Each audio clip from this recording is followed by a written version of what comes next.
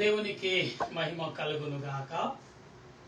ప్రభు పేరట మీ అందరికి వందనాలు, శుభాలు. మరణాత బాగున్నారా? మీ అందరూ క్షేమముగా ఉన్నారని తలంచుచు మన దేవదేవునికి కృతజ్ఞతాస్తుతులు, వేల వేల కొలది వందనాలు చెల్లించుచున్నాను. ప్రియులారా, రండి ప్రార్థన చేసుకుందాం. ప్రార్థన ఈరోజు రెండవ కొరింథీ పత్రిక 11వ అధ్యాయం నుండి మనం చదువుతున్నాం. దాని కొరకు ప్రార్థన చేద్దాం. ప్రార్థన. మహోన్నతుడా, మహాగణుడు అయిన మా దేవా, నీ వందనాలు, స్తుతులు, స్తోత్రాలు చెల్లిస్తూ సమయంలో నీ లేఖనమును బట్టి మేము మాట్లాడుచుండగా నీ ఆలోచన, నీ తలంపులు మాకు దయచేసి నీ వాక్యముతో నింపి ప్రభా, నీ బిడ్డల ఎదుట నీ ఎదుట మమ్మల్ని నిలబెట్టినందుకు వందనాలు, స్తుతులు, స్తోత్రాలు చెల్లిస్తున్నాను. ఏమిచ్చి నీ రుణము తీర్చగలను ప్రభా? ప్రార్థించడం తప్ప నేనేమి చేయగలను? ప్రార్థించడమే తప్ప నేనేం స్తుతించగలను ప్రభా?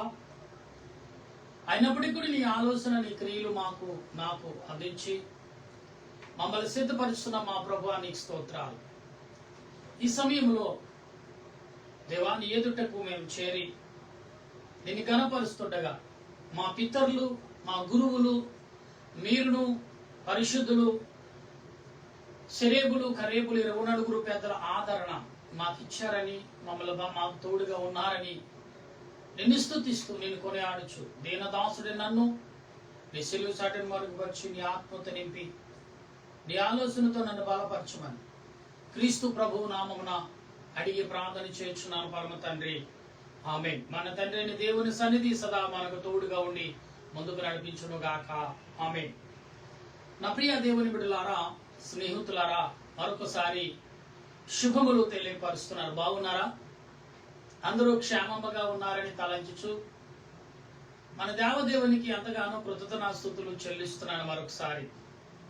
ఎందుకంటే దినాలు చెడ్డవి, సమయమును పోనోకుండా విలువగా కాపాడుకొనిచ్చు భద్రపరచుకుంటూ మన పనులు, మన ఆలోచనలు, మన తలంపులు, మన ఉద్దేశాలు అన్నిటిలో దేవదేవుడు తోడుగా ఉండి నడిపించుచున్నారని మీరు ఎంతమంది నమ్ముచున్నారు? ఎంతమంది ప్రభువును ఆరాధిస్తున్నారు? ఎంతమంది ప్రభువుని కనపరుస్తున్నారు? అయితే దేవుడు మీ పట్ల అనేకమైన రీతిలుగా, అనేకమైన తలంపులతో ఉన్నాడని మీరు గ్రహించి ఉన్నారా? ఉంటే ఎంతవరకు ఉన్నారు? ఇదేనము పాఠమును తెలుసుకుందాం. 2వ కొరింథీ పత్రిక 11వ అధ్యాయం మొదటి నుండి కొన్ని వచనాలు మీకు వివరించడానికి ప్రయత్నం చేస్తాను. ఇది మరి 11వ అధ్యాయం కొద్దిగా పెద్దగానే ఉంటుంది పిల్లరా. 3 ప్రసంగాలుగా మీకు వివరించడానికి ప్రయత్నం చేస్తాను. కనుక మనం గమనించినప్పుడు ప్రభు మాట్లాడుతున్న ఈ మాటలు ఎలా ఉంటాయంటే, మనుషుల్ని ఆత్మ ద్వారా కట్టేసే మాటలు, ఆలోచనతో నింపే మాటలు, అనేక రకాలుగా బలపరిచే మాటలుగా కనబడుతున్నాయి. అయితే ఇక్కడ మనం చదువుతున్నప్పుడు ఈ లేఖనము ద్వారా మనం గమనిస్తున్నప్పుడు ప్రభు మాట్లాడే మాటలు ఎలా ఉన్నాయో గమనిద్దాం. కొంచెం అవివేకముగా నేను మాట్లాడినను అంటే, కొంచెం అవివేకంగా నేను మాట్లాడినను.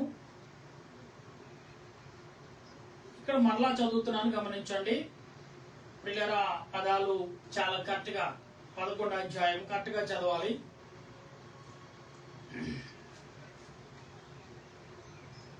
కొంచెం అవివేకముగా నేను మాట్లాడినను మీరు సహింపవలనని కోరుచున్నాను.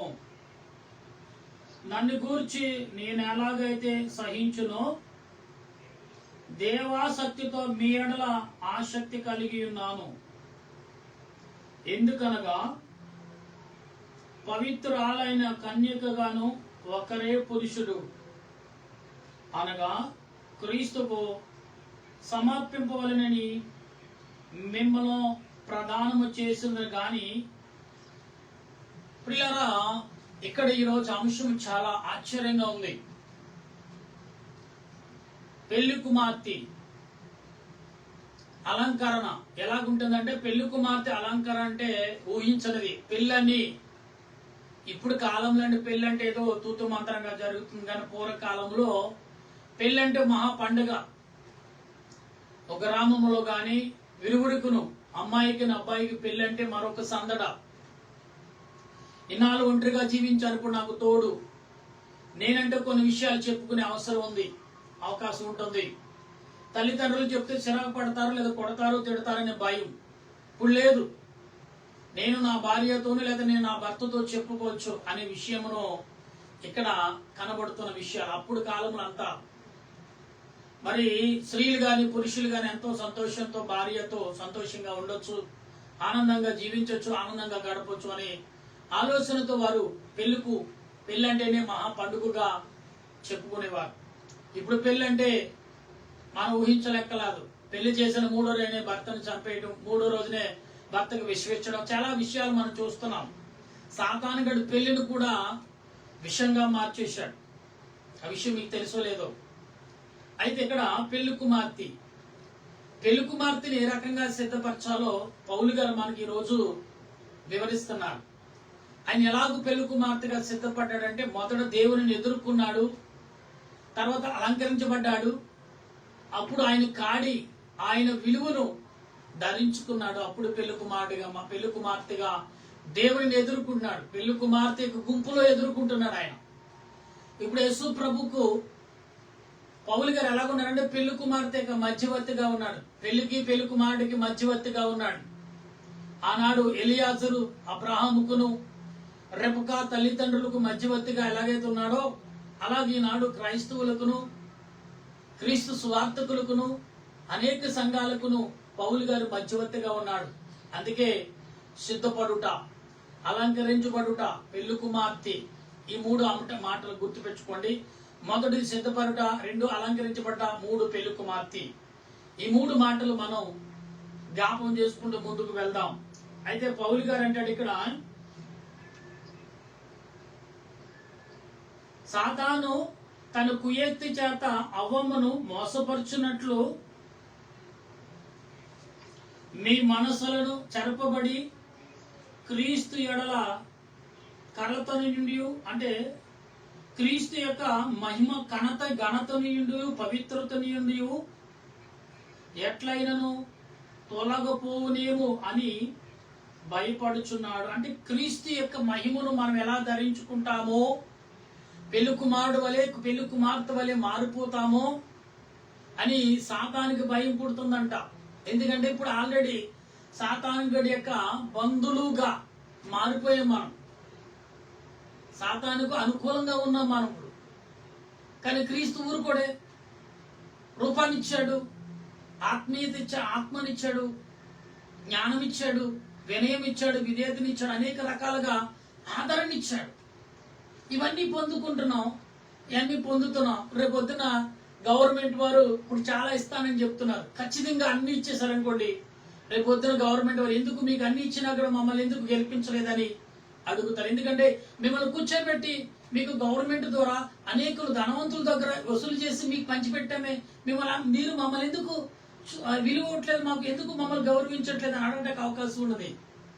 అందుకే డబ్బు ఇచ్చి ఓట్లు వేయించుకుని తర్వాత అడగలేరు. కానీ మనం డబ్బులు ఇచ్చుకోకుండా ఓట్లు వేస్తే వాళ్ళు అనుకునే నెరవేర్చడానికి అవకాశం. ఎందుకంటే వాళ్ళు మనకు డబ్బులు తీసుకోలేదు, మన రూపాయి ఖర్చు పెట్టలేదు, ఇప్పుడు వాళ్ళకి పనులు చేయాలి ఖచ్చితంగా. అవును, ఆల్రెడీ మన ఇండియాలో గవర్నమెంట్ అలాగే చేస్తుంది. తమిళనాడు గవర్నమెంట్ వాళ్ళు రూపాయి ఇవ్వలేదంట, గెలిచారు, ఇప్పుడు ప్రజలకు కావలసిన పనులు చేస్తారు. ఇది ప్రపంచం అంతా చూస్తుంది.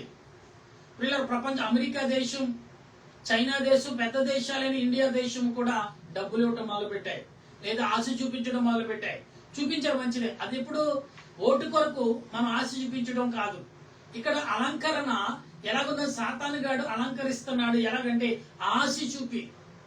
ఇప్పుడు ఆశ నిరాశ అని తెలిసినప్పుడు మరలా మనం వాడికి లోపడం కదా, మరలా ఆ వ్యక్తికి మనం ఓటేయం కదా. ప్రతిదీ తీసి ఏదెక్కడికైనా అక్కడికేం చేర్చగలం. ఇలాగే ఈ లోకంలో ఆ పొట్టుకు 5,000 10,000 వస్తున్నాయి, కానీ 5 సంవత్సరాలు నిన్ను నోరెత్తకుండా చేస్తాడు నాయకుడు. అదే డబ్బు తీసుకోకుండా ఉన్నావు అనుకో, నాయకుడు నోరు తగ్గుతుంది, నీ నోరు పెరుగుతుంది. ఎందుకంటే నువ్వు డబ్బులు ఇచ్చుకోకుండా నువ్వేం చేసావు? నాయకుడికి శ్రమ లేకుండా, అసలు ఇబ్బంది లేకుండా ఫలాన్ని ఎంచుకున్నావు, నువ్వు ఏకగీకరలేదు ఎంచుకుని ఓటేసి గెలిపించుకున్నావు. ఇప్పుడు నాయకుడి యొక్క నోరు ఎందుకు చేయలేదు? చేస్తాడు, శ్రమ పడతాడు. ఎందుకంటే తన ఈ కష్టంలోంచే నీ యొక్క ఆలోచన నుంచి అతను బలపడుతున్నాడు కాబట్టి ఖచ్చితంగా నీ పని చేస్తాడు. పని చేయాలి. నీ పేరుని బట్టి కనీసం లేదన్నా 100 రూపాయల్లో కనీసం లేదు 20 రూపాయలు అతను తీసుకున్న 80 రూపాయలు నీకు ఖర్చు పెట్టాలి. ఇలా ప్రతి నాయకుడు కూడా చేసే పని, అలాంటి పని చేస్తే ప్రతి నాయకుడు తన సంపూర్ణమైన రాజకీయం చేయొచ్చు. ఇలా అలా చేయట్లా. కుక్కగా బిస్కెట్ వేసినట్లు వేసి తర్వాత చిరతపుల్ల మీద కుదిలినట్టుగా కుక్కలని బంధించి చిరతపుల్లకి మరి కుక్కలను, గొర్రెలను, మేకలను వెరవేసినట్టుగా వేస్తున్నారు మనకి. అంటే చుట్టూ బాడీ గార్డులను పెట్టుకుని, నేను ఎవరి ఉద్దేశం ఈ లోకంలో జరుగుతుంది. ఇక్కడ అలంకరణ, సిద్ధపాటు, పెళ్లి కుమార్తె అంటే ఏంటి?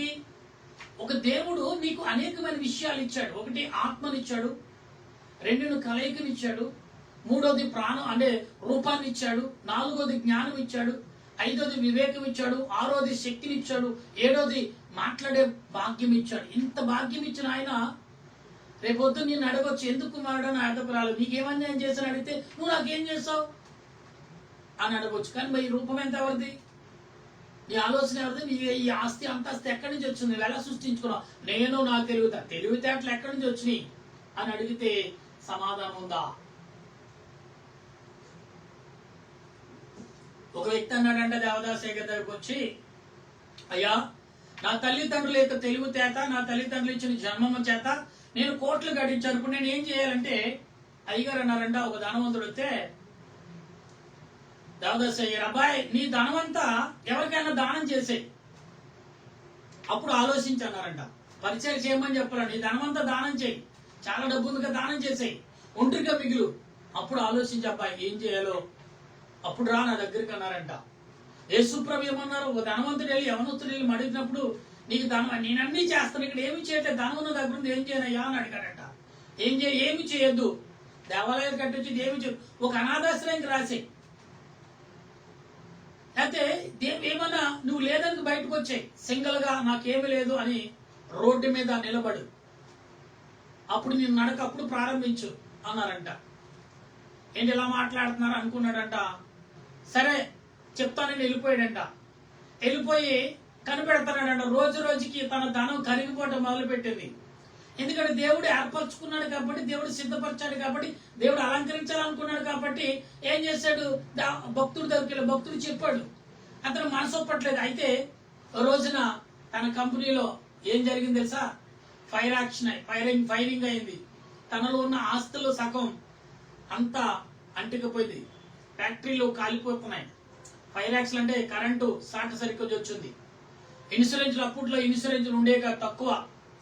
ఇలా అయితే ఇన్సూరెన్స్ ఎంత వస్తుంది? కోటికి 10,000 ఇస్తారు. కోటికి 10,000, 20,000 ఇచ్చారు అప్పట్లో. అలాగా కొంత ఆస్తంతా కరిగిపోయింది. ఏంటి జరుగుతుందని ఇలాగెళ్ళాడు. అయితే రోజు మళ్ళీ దేవదాస్ అయ్యగారి దగ్గరకు వచ్చి, అయ్యా ఇలా జరిగింది ఏంటి? నేనేమన్నా మీరు ఏమన్నాను ఆలోచనలో ఉన్నాను, ఇలా జరిగిందంటే, అబ్బాయి దేవుడు నేను ఏర్పరచుకున్నాడు, అందుకే నా దగ్గరకు వచ్చావు, నీకు చెప్పని వినలేదు కాబట్టి దేవుడు నీ దగ్గర నుంచి ఒక్కటొక్కడు దూరపరుస్తున్నాడు. నిన్ను అలంకరించుకోవాలనుకున్నాడు, నిన్ను సిద్ధపరచాలనుకున్నాడు, నీ ద్వారా ఏదో మాట్లాడాలనుకున్నాడు. కాబట్టి ఆయనే నువ్వు ఎలాగా ఆలోచిస్తున్నావు కాబట్టి నువ్వు ఇష్టపడట్లేదేమో, నువ్వు వేగంగా వెళ్ళలేకపోతున్నావు కాబట్టి దేవుడే వేగంగా నడుము కట్టాడు, నేను బలపరచాడు. అవును, పెళ్లి కుమార్తెని సిద్ధపడ్డాడు. చుట్టుపక్కల అమ్మలక్కలు అనగా ఆ తల్లులందరూ, పెద్దవాళ్ళు చిన్నవాళ్ళు అందరూ వచ్చి ఆ పెళ్లి కుమారుని పెళ్లి కుమార్తెని అలంకరిస్తారు.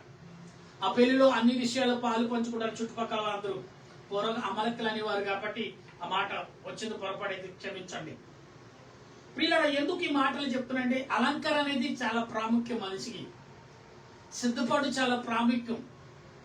ఏమంటే పెళ్లి కుమారుడుగా అలంకరించబడటం, పెళ్లి కుమార్తెగా సిద్ధపడటం కూడా అది జీవితంలో ఒకసారి జరుగుతుంది. పెళ్లి కుమారుడుగా అలంకరించబడడం, సిద్ధపాటు కూడా ఒకసారే. అలంకరించడం ఒకటే, పెళ్లి కుమారుడు అని పిలువబడడం ఒకసారి పిలువబడదు, అతమాన్ని పిలువబడం. ఈ మధ్యలో టీవీలో 4, 5, 6 ఒక అతనే అక్కడ 16 పెళ్లిళ్ళు చేసుకున్నాడంట ఇండియాలోనే.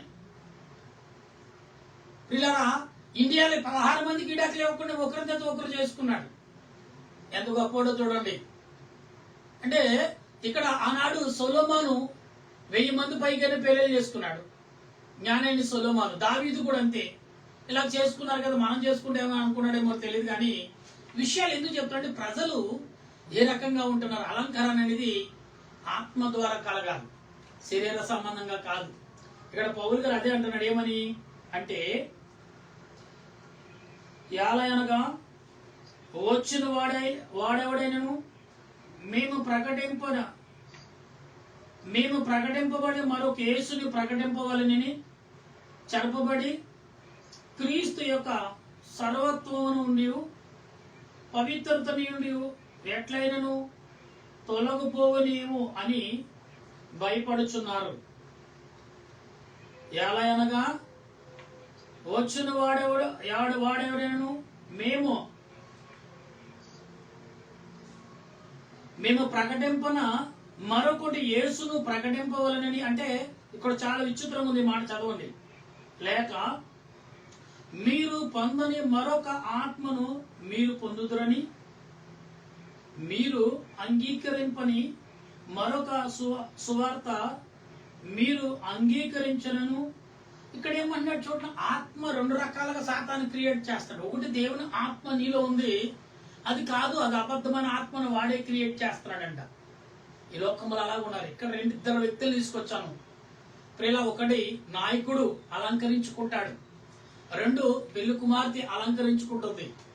ప్రపంచమంతా ఎలాంటి అలంకరించుకుంటుందో మనకు అర్థమవుతుంది. ఇప్పుడు అలంకరణ దేవుడు అంటే పెళ్లి కుమార్తె వల్ల నువ్వు సిద్ధపడు, అలంకరించుకో. పెళ్లి కుమార్తెగా నేను సిద్ధపరుస్తాను అంటున్నాడు దేవుడు. నువ్వు చేసేది 2 పనులు. ఒకటి సిద్ధపాటు, 2 అలంకరించడం ప్రయత్నించేయి. ఎలాగ అలంకరించుకోవాలని చెప్తాను. పెళ్లి కుమార్తె యొక్క సిద్ధపాటు నేను చేస్తాను. పెళ్లి కుమార్తెని ఎలా సిద్ధపరిచి మరి పైకి పెళ్లి కుమార్తె యొక్క స్థలంకు ఎలా చేర్చాలో నేను చేస్తాను. నా దేవదూతలు, పరలోకమైన దేవదూతలు, పరిశుద్ధులు వస్తారు. బూరలతోనూ శబ్దములతో, గణములతో, నాట్యములతో నిన్ను పెళ్లి కుమారుడు యొక్క యొద్దకు చేరుస్తాం అని దేవుడు చెప్తున్నాడు. పౌలు గారు కూడా అదే చెప్తున్నాడు. అయితే ఇక్కడ అంటున్నాడు చూడండి, మీరు వారిని గురించి సహించుట యుక్తమే.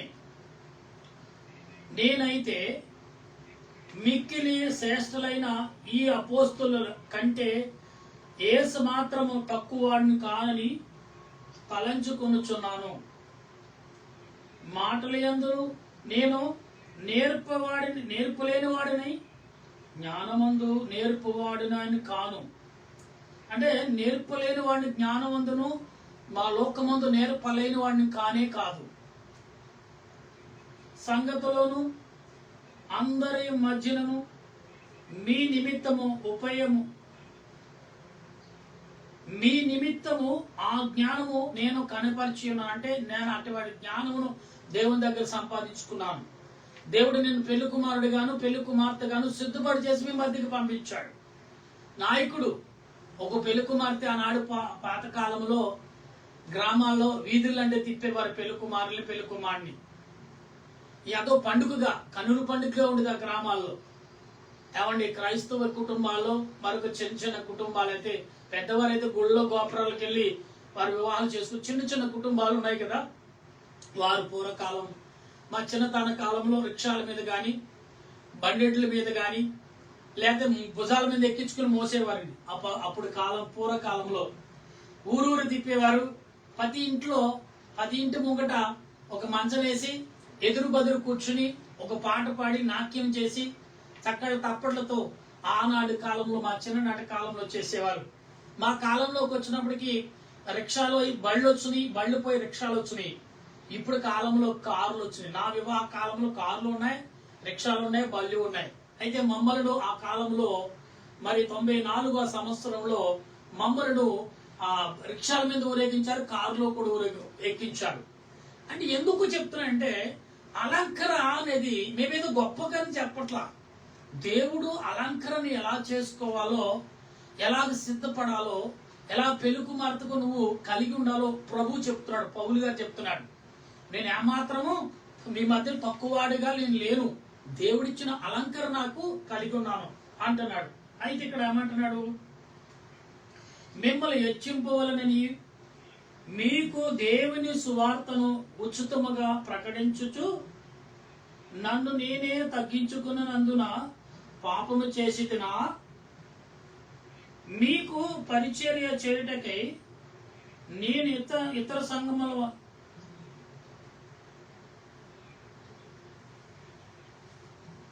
నేను ఇతరుల వలె సంఘములోను జీతం పుచ్చుకుంటూ ఇతరుల వలె యొక్క సంఘాను కానుకలను ధనాన్ని దోసుకుని వాడిలాగా ఉన్నానా? కానీ కాదు కాదు కదా, నేను క్రీస్తును అలంకరించుకుని క్రీస్తు యొక్క మహిమను ఘనతను మీకు అందించుటకు వచ్చానే అని పౌలు గారు అంటున్నాడు. అయితే మరియు నేను మీ యొద్ద ఉన్నప్పుడు నాకు అక్కర కలిగి ఉండగా నేనెవరిని ఎవరిని భారం మోపలేదు. మాసిదోనియ నుండి సహోదరులు వచ్చి నా అక్కర్లు తీర్చిరి. ప్రతి విషయములను నేను మీకు భారముగా ఉండకుండా జాగ్రత్త పడితిని, ఇక ముందుకును జాగ్రత్త పడుదును. అంటే ప్రియులరా, పౌలు గారు ఎవరికి ఇబ్బంది కలిగించలేదు. ఈనాడు సేవకులైన వారు చూస్తే పిలవాలంటే భయం వేస్తుంది. నన్ను మట్టుకు కూడా అదే పరిస్థితి. వీళ్ళకి ఏం పెట్టాలో, ఏమి ఇవ్వాలో, ఎంత ఇవ్వాలో. అసలు దేవుడే పోషించినప్పుడు ఎదుటి వారి యొక్క కష్టమును మనం ఎలా పొందుతామండి? పౌలు గారు అన్నాడు కదా, మీరు నాకు ఏదో చేయాలని అక్కల మాసిదోనియుడు నా సహోదరులు వచ్చి నన్ను బలపరచరు. మీరేనాడే నాకు భోజనం పెట్టారా? మీరేనాడే నాకు ఇల్లు ఇచ్చారా? మీరేనాడే నాకు ఇది చేశారా? కాదు, నేను దేవుని యొక్క వాక్యమును అలంకరణ పెళ్లి కుమారుడు వలె అలంకరించుకున్నాను. దేవునికి జ్ఞానముతో నింపబడ్డాను కాబట్టి మీకు అటు జ్ఞానమును మిమ్మల్ని అలంకరించడకును మిమ్మల్ని సిద్ధపరచడకును పెళ్లి కుమార్తె వల్ల తయారు చేయడానికి మీ మధ్యకు వచ్చానని పౌలు గారు చెప్తున్నాడు. ఈనాడు దేవుని వాక్యం ఎలా ఉంది తెలుసు? మన మధ్యన పెళ్లి కుమారుడు వలె మన మధ్యన ఉంది. కానీ సిద్ధపడ్డట్టు మనం కలిగి ఉండాలి. పెళ్లి కుమార్తె యొక్క విందులో పాలు పంచుకునే శక్తి మనం కలిగి ఉన్నామని ఉండాలనేది పౌలు గారు చెప్తున్న విశేషం. నా ప్రియ దేవుని బిడ్డలారా, ఈ ఉదయ కాలంలో అనేకమైన విషయాలు మీరు ఆలోచనలో ఉండొచ్చు. అనేకమైన తలంపులు సతమతమై ఉండొచ్చు. అనేకమైన తలపోటులు, అనేకమైన శోధనలు, అనేకమైన కుటుంబాల్లో లేదా వ్యాపారంలో, ప్రయాణంలో, ఉద్యోగంలో ఇబ్బందులు వచ్చి ఉండొచ్చు. నేను కాదనను. కానీ దాన్ని తప్పించి నీకు ఊర్పుని, ఊరటినిచ్చి, బలంనిచ్చి, అలంకరించి సిద్ధపరచని వారు ఒకే ఒక ఆయన. ఆయనే నేను నమ్ముతున్నా, నేను ప్రకటిస్తున్నా, నేను ఆరాధిస్తున్నా యేసు క్రీస్తు ప్రభు అని మీ అందరికీ తెలియపరుస్తున్నా. ఈనాడు తెగులతోనూ వ్యాధులతోనూ అనేకమైన మంది ఉన్నారు. ఏంటి ఇది మా కర్మ, ఇది మాకేంటి? అవును ప్రియులారా, మన పితరులు చేసిన పాప క్రియలు మనల్ని వెంటాడితే వాళ్ళు బాగానే వెళ్ళిపోయారు. కానీ ఆ పాప క్రియలు మన మీద యుద్ధము ప్రకటిస్తున్నాయి. మనం బాగుంటే మనం సంతోషంగా ఉండే వార్చలైపోతున్నాయి. కాబట్టి మనం శోధనకు, వేదనకు గురైపోతున్నాయి. కాబట్టి జాగ్రత్త కలిగి అందరూ వినగల శక్తిని, అలంకరణ కలిగి, సిద్ధపాటు కలిగి పెళ్లి కుమారు వలె సన్నిధిలో మనం చేరగల కృపను పరిశుద్ధాత్మ దేవుడు అందించును గాక. ఆమేన్. ప్రార్థించాలి. ప్రేమగల మా ప్రభా, నీకు వందనాలు. నిజమే దేవా, సిద్ధపాటు కలిగి ఉండాలి, అలంకరణ కలిగి ఉండాలి. పెళ్లి కుమార్తెకి విందులో పాలు పంచుకునే భాగ్యము ఈనాడు దేశ ప్రజలకు, ప్రపంచ దేశ ప్రజలకు కలగ చేయండి. మరి ముఖ్యంగా మా దేశంలో, ప్రపంచ దేశాల్లో ఉన్న మిలిటరీ వారు, పోలీస్ శాఖ వారు, డాక్టర్లు, నర్సులు, పారిశుద్ధ వారు, కార్మికులు, రైతులు, నీటి మీద, నేల మీద, గాలి మీద ప్రయాణములు చేస్తున్నవారు, పనులు చేస్తున్నవారు, గుడివారు, చెవిటివారు, మూగవారు, వికలాంగులు, అనాథులు, అభాగ్యులు బట్టి వందనాలు, స్తుతులు, స్తోత్రాలు. వివాహం అయ్యాక బిడ్డల కొరకు ఎదురు చూస్తున్న బిడ్డలు, గర్భిణీ స్త్రీలు, బాలింతరాలను బట్టి నీకు వందనాలు. వివాహం సిద్ధపాటు, పెళ్లి కుమార్తె, పెళ్లి కుమారుడు సిద్ధపాటు కలిగి ఉండండి అని సెలవిచ్చిన ఈ మాటలు ప్రభా దేశాలకు, దేశ పెద్దలకు, దేశ నాయకులకు అందరికీ కలిగి, ఇక్కడ రాజకీయ నాయకులు గొప్పవారు లేకపోతే ఉన్నవారు గొప్పవారని అందరూ సమానులే ప్రభా. దేవా, నీవు ఇచ్చిన అధికారాన్ని బట్టి, నువ్వు ఇచ్చిన బలాన్ని బట్టి, నువ్వు ఇచ్చిన జ్ఞానాన్ని బట్టి మేమందరం నడుచుకుని కృపను మా అందరికి అందించమని ఈ రాత్రికాలం మా దేశ ప్రజలు, ప్రపంచ ప్రజలకు ఎటు చూసినా, ఏ పక్క చూసిన ప్రమాదాలు, యుద్ధాలు, ఒక పక్క నుంచి భూకంపాలు, ఒక పక్కన తుఫానులు, పక్కన వాగులు వంకలు పొంగుతూనే అనేక చోట్ల మరణాలు, ప్రమాదాలు, యాక్సిడెంట్లు, ప్రతి కుటుంబంలో విషాదం, కన్నీరు, దుఃఖము కనబడుతుంది ప్రభా. వీటన్నిటిని తప్పించి నీ బిడ్డలైన వారిని నీ పాదముల ఎదుక సిద్ధపడిన, నీ పాదముల ఎదుక ప్రార్థించిన ప్రతి కుటుంబాన్ని దీవించి బలపరచమని క్రీస్తు నామం అడుగుచున్నాను మా పరమ తండ్రి, ఆమేన్. పరలోక మా పరమ తండ్రి నామమున పరిశుద్ధపరచునుగా, నీ రాజ్యం వచ్చునుగా, నీ చిత్తం పరలోకమందు నెరవేరినట్లు భూమి అందు నెరవేరునుగా. మాకు దయచేయము. మన ప్రార్థన చేసి వారిని క్షమించిన ప్రకారం మా ప్రార్థన క్షమించు, మా శోధన కింద తప్పించు.